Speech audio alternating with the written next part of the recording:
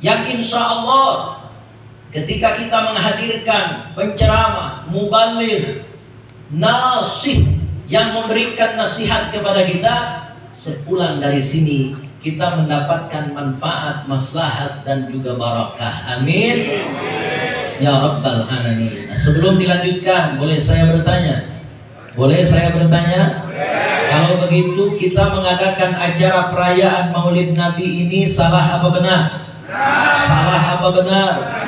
Lanjut apa jangan? Peringati setiap tahunnya apa jangan? Peringati. Alhamdulillah. Kalau ada tetangga kita yang menyalahkan bahwa peringatan Maulid Nabi itu bid'ah, diamkan apa lawan? Jangan dong, diam. Ya, ngapain dilawan? Ya enggak? Ngapain dilawan? Diamkan, kecuali mereka sudah menghina Nabi kita tercinta. Seperti yang tadi yang viral itu. Ada anak muda, dia mengatakan nama Nabi kita itu disandingkan dengan nama binatang. Ya, mohon izin, mohon maaf. Kalau orang Cirebon bilang mungkin anjing itu apa? Nah, ini dengan terang-terangan Nabi kita dipanggil itu. Kira-kira kita yang menjadi orang yang cinta kepada Nabi, kira-kira marah apa enggak? Udah dapat belum videonya? Oh, ketinggalan orang Pamengkang ini. Ya, Masya Allah.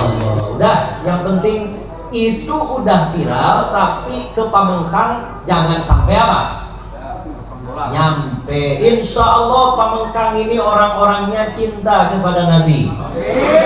Ya, amin ya Rabbal Alamin. Nah, ibadil kiram rahimakumullah. Di kesempatan yang sangat mulia ini kita sama-sama terlebih dahulu mendoakan yang pertama Ketua DKM yang tadi disampaikan oleh Pangersa lagi kurang enak badan, mudah-mudahan diangkat penyakitnya, diangkat sakitnya oleh Allah Subhanahu wa taala. Yang kedua kita doakan ya orang yang telah mewakafkan ini tempat untuk dijadikan tempat ibadah. Ini orang-orang luar biasa. Orang-orang bukan orang biasa. Sebab ia rela mewakafkan tempatnya untuk dijadikan tempat ibadah. Dan ini menjadi amanah buat kita semua. Nggak boleh kita tinggalkan tempat ini. Mudah-mudahan yang mewakafkan tempat ini betul-betul tergolong kepada hadis Nabi yang Nabi katakan, man bana masjidan fid dunya banallahu qasran fil akhirah. Siapa orang yang membangun masjid di dunia, masjid atau musola, tempat ibadah, tempat kita sholat sehari-hari, maka Allah akan membangunkan gedung untuknya nanti di surga. Amin ya Rabbal Alamin. Tidak ada pahala untuk orang yang membangun tempat ibadah kecuali surga. Maka kita langsung saja doakan, aminkan oleh semuanya. Semoga yang mewakafkan tempat ini betul-betul dimasukkan oleh Allah Subhanahu wa taala ke surganya. Amin ya Rabbal Alamin. Dan kita semua yang menempatinya tentunya mudah-mudahan istiqamah, betah menempati ini tempat yang diamanahkan untuk dipakai ibadah, dipakai sholat. Ini jangan disia-siakan, ramaikan, makmurkan. Insya Allah yang meramaikan, yang memakmurkan tempat ibadah, maka akan dijaga oleh Allah dari malapetaka, dari bala bencana. Amin ya Rabbal Alamin. Sebab dalam suatu kitab, di dalam kitab Al-Jami'us Shaghir itu dikatakan, bila Allah akan menurunkan azab, bila Allah akan menurunkan bala, bila Allah akan menurunkan bencana ke suatu kampung, Allah itu melihat dulu di kampung itu ada masjid atau musola tidak.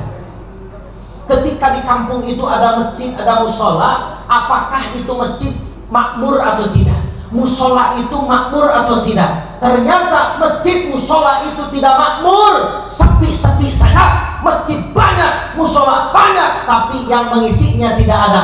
Maka Allah akan perintahkan kepada malaikat untuk menurunkan azab bencana di kampung itu. Tapi ketika di musola itu makmur, di masjid itu ramai, musolanya ramai, masjidnya ramai, pada saat Allah akan menurunkan bala ke kampung itu karena banyak orang yang maksiat, Allah nggak jadi turunkan balanya. Karena Allah melihat ada masjid, ada musola yang dipakai untuk ibadah, yang dimakmurkan oleh orang-orang yang ada di sekelilingnya. Ini tanggung jawab siapa? Tanggung jawab kita semua sebagai umat Islam. Wabil khusus adalah tanggung jawab orang-orang yang bertetangga dengan musola. Ini amat dekat ini rumah.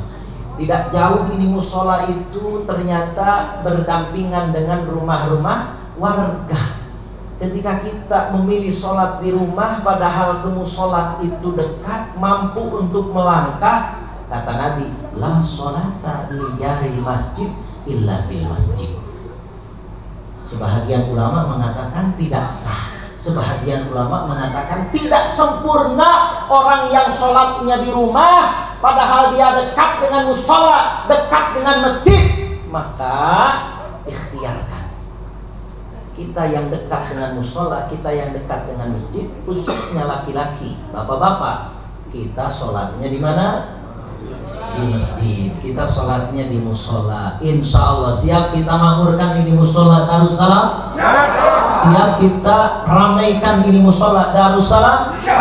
Alhamdulillah. Bukan hanya untuk kita pakai sholat yang 5 waktu, tapi bagaimana caranya? Ini musola yang kecil mungil ini, ya, tidak hanya dipakai untuk sholat berjamaah, tapi kita pakai untuk kajian-kajian daripada kitab-kitabnya para ulama yang mengatur tata cara ibadah kita khususnya kepada Allah Subhanahu wa Ta'ala. Kalau tadi di dalam isi iktidar pangersa yang memberikan sambutan, ya, disinggung masalah fikih. Kita penting belajar ilmu fikih. Ada ilmu tauhid, ada ilmu tasawuf, ada ilmu fikih. Ilmu fikih itu mengatur tentang ibadah.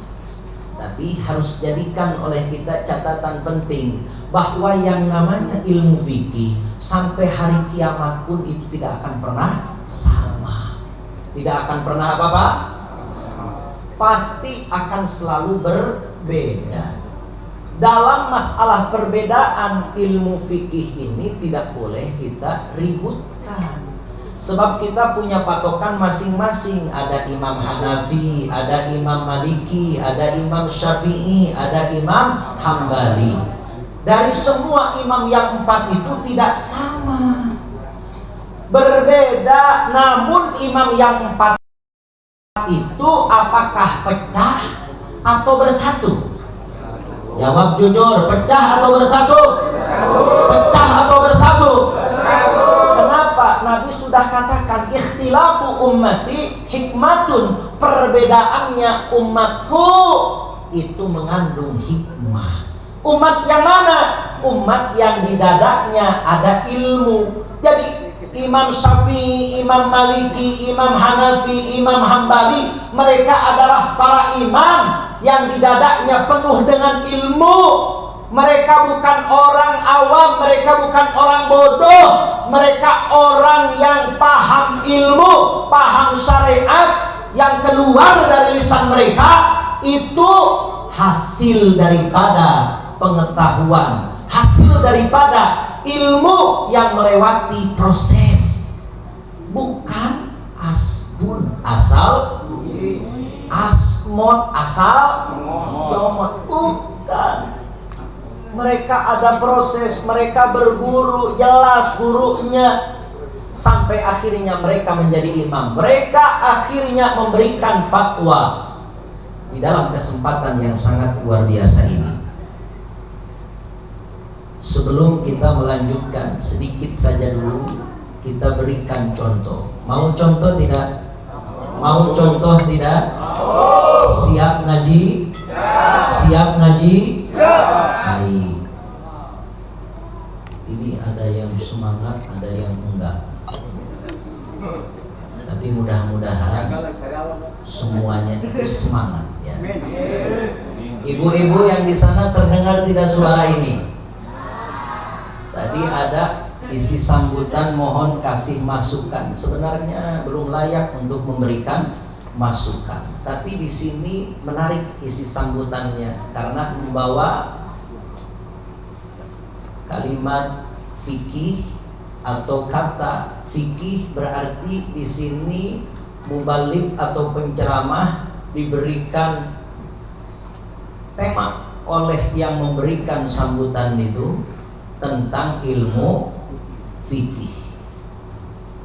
Ini tidak keluar dari jalur dalam rangka peringatan Maulid Nabi. Nanti kita singgung sedikit itu semua, karena ini tempat adalah dipakai untuk sholat berjamaah. Maka sedikit kita bicara tentang masalah sholat berjamaah. Bapak ibu semua sudah paham, bapak ibu semua sudah ngerti tentang pahalanya sholat berjamaah. Kita nggak perlu mempertengkarkan. Ada yang mengatakan pahala sholat berjamaah itu 27 derajat. Ada juga yang mengatakan 25. Nggak usah diperdebatkan. Walaupun sebahagian ulama ada yang menjelaskan yang 25 derajat itu pahala sholat berjamaah yang bacaannya disirkan seperti zuhur, asar. Itu bacaannya tidak dijaharkan. Zuhur bacaannya disirkan, ya. Asar juga bacaannya disirkan. Maka bagi orang yang melaksanakan sholat berjamaah zuhur dan asar, pahalanya 25 derajat atau 25 kali lipat, atau sama dengan dia melaksanakan 25 kali sholat pahalanya. Paham? Jelas? Lalu yang 27 derajat itu yang bagaimana? Orang yang melaksanakan sholat berjamaah yang bacaannya dijaharkan, dibunyikan, dinyaringkan fatihahnya seperti maghrib, isya, subuh. Di sini nih bacaan fatihahnya dinyaringkan atau tidak imamnya? Maghrib nyaring apa enggak? Isya nyaring apa enggak? Subuh nyaring apa enggak? Bila kita sholat berjamaah maghrib, isya, subuh, maka pahalanya 27 atau 27 kali lipat, atau sama dengan kita melaksanakan sholat 27 kali. Alhamdulillah. Jelas apa tidak? Jelas apa tidak? Alhamdulillah. Jadi Bapak Ibu, sekarang kita mesti fokus.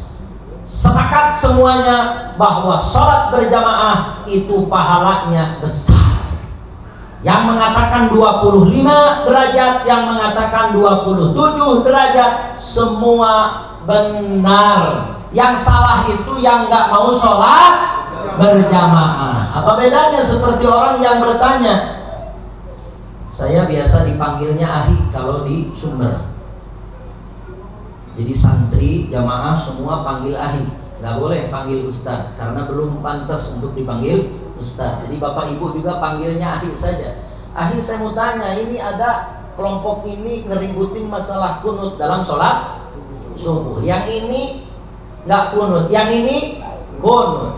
Yang benar yang mana? Semua benar. Lalu yang salah yang mana? Yang nggak sholat subuh. Nggak perlu ini dipersoalkan. Silahkan Anda mau kunut, mangga. Silahkan Anda tidak kunut juga, mangga. Ada imamnya. Cuma pertanyaannya, Anda madhabnya kemana? Kalau madhabnya kepada Imam Syafi'i, maka ikuti semuanya Imam Syafi'i. Nggak boleh madhabnya kepada Imam Syafi'i, tapi kita praktek ibadahnya Imam Hanafi. Madhabnya kepada Imam Syafi'i, praktek ibadahnya kepada Imam Maliki. Nggak boleh, kecuali di Mekah. Kalau di Mekah dalam keadaan apa? Darurat, namanya darurat. Ad-daruratu tubihul mahdzura. Atau dalam keterangan lainnya disebut idza tasa'at tadayyaqa wa idza tadayyaqa tasa'a. Bapak-bapak, ibu-ibu yang sudah pernah ke Mekah, saya waktu itu keluar dari hotel menuju ke Masjidil Haram. Kebetulan telat, pas kebetulan di situ dapat shot yang belakang. Ternyata yang di depan saya itu perempuan, yang di samping juga perempuan. Menurut aturan Imam Syafi'i, yang namanya sholat berjamaah, laki-laki itu mesti di depan, perempuan di mana? Di belakang. Tapi karena kita ada di Mekah, kemudian di Mekah itu semua madhab menjadi satu, maka kita tidak bisa memakai madhab Imam Syafi'i yang satu. Di situ orang berjubel-jubel, bagaimana kita mau mengatur seperti apa? Di situ sudah padat, sudah tidak memungkinkan. Ketika saya ruku, di depan itu ibu-ibu, perempuan, udah pakai baju biasa. Kalau di mazhab Imam Syafi'i kan ini mesti ketutup. Ternyata ini nggak ketutup, kakinya juga nggak ketutup, udah nggak pakai mukena kan. Nah, pada saat ia bergerak, nah ia nyentuh kulitnya saya. Kata Imam Syafi'i kan batang, ya Pak ya. Pada saat saya ruku, ternyata karena rapat akhirnya ini cungur ini nih, hampir saja nempel tuh di bokongnya siapa. Kalau kita pakai mazhab Imam Syafi'i saat itu, maka tidaklah kita sah. Jadi di Mekah itu kita dalam keadaan sempit, yang sempit bisa jadi apa? Luas. Itu namanya idza tasa'a tadayyaqa wa idza tadayyaqa tasa'a. Jadi ini tidak bisa diterapkan di musola ini. Kalau memang di sini mayoritas madhabnya Imam Syafi'i, maka kita mesti paham dalam masalah wudu, dalam masalah sholat, kita mesti paham. Satu contoh Bapak Ibu, kalau kita sholat berjamaah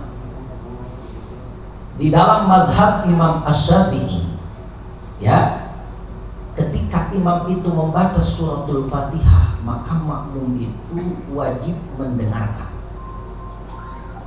Begitu imam selesai membaca suratul Fatihah, imam membaca doa bainal Fatihati was surah. Allahumma ba'id baini wa baina khotoyaya kama ba'adta bainal masyriq wal maghrib. Allahumma naqqini min khotoyaya kama yunaqqa thawbul abyadu minad danas. Allahumma ighsilni min khotoyaya bil ma'i was salji wal barad. Nah, pada saat imam membaca doa itu, makmum di belakang membaca suratul Fatihah. Begitu imam selesai baca doa itu, imam melanjutkan ke surah yang lain. Apakah itu An-Naba? Apakah itu yang pendek surah Al-Kautsar? Nah, lalu bagaimana dengan makmum? Makmum mendengarkan kembali bacaan surah yang dibaca oleh siapa? Imam. Kalau ternyata misalnya imamnya itu membaca surahnya pendek, lalu kita baca Fatihah, makmum ini belum selesai, maka imam ruku, kita makmum jangan menyelesaikan surah Al-Fatihah. Kita ikuti rukunya siapa? Imam. Allahu Akbar. Kita makmum pun ikut ruku. Kita kan belum selesai Fatihahnya, tidak masalah. Kalau seandainya nanti imam sami Allahu liman hamidah untuk i'tidal, kemudian kita baru selesai Fatihah, kita baru ruku, itu namanya sholat balapan dengan siapa? Imam. Gak boleh. Yang namanya makmum itu mesti mengikuti siapa? Imam. Saya belum selesai Fatihahnya, terus gimana? Saya nggak sah dong? Bukan nggak sah. Anda sudah ikhtiar membaca surah Al-Fatihah sampai tuntas, tapi ternyata imamnya keburu ruku karena bacaan surahnya apa? Pendek. Maka tidak perlu Anda mengejar tamat surah apa? Al-Fatihah. Lalu bagaimana sisanya yang tidak saya baca? Insya Allah inilah sholat berjamaah. Kekurangannya dilengkapi. Itu sholat berjamaah, pahalanya tetap tidak dikurangi oleh Allah Subhanahu wa ta'ala. Ini contohnya yang terjadi sekarang itu kan, kadang-kadang imam baca Fatihah, kita makmum juga melu baca Fatihah. Ada imam baca surat, kita ikut baca surat. Atau imam baca Fatihah, kita mendengarkan. Gitu ya. Begitu imam baca surat, kita baca Fatihah. Karena imamnya belum paham apa sih yang mesti dibaca antara Fatihah dengan surat. Itu tadi, Allahumma ba'id baini wa baina khotoyaya kama ba'adta bainal masyriqi wal maghrib ila akhirih. Subhanallah, alhamdulillah. Beda dengan Imam Hanafi. Kalau Imam Hanafi itu dari mulai imam membaca Fatihah, kita wajib untuk diam. Imam baca surat pendek, kita wajib diam. Jadi dari awal sampai akhir itu kita wajib diam. Kecuali ruku kita baca zikir ruku, iktidal kita baca zikir iktidal. Ini contoh saja. Perbedaan ini sangat indah. Karena apa? Keluar dari ilmu, bukan dari hawa nafsu.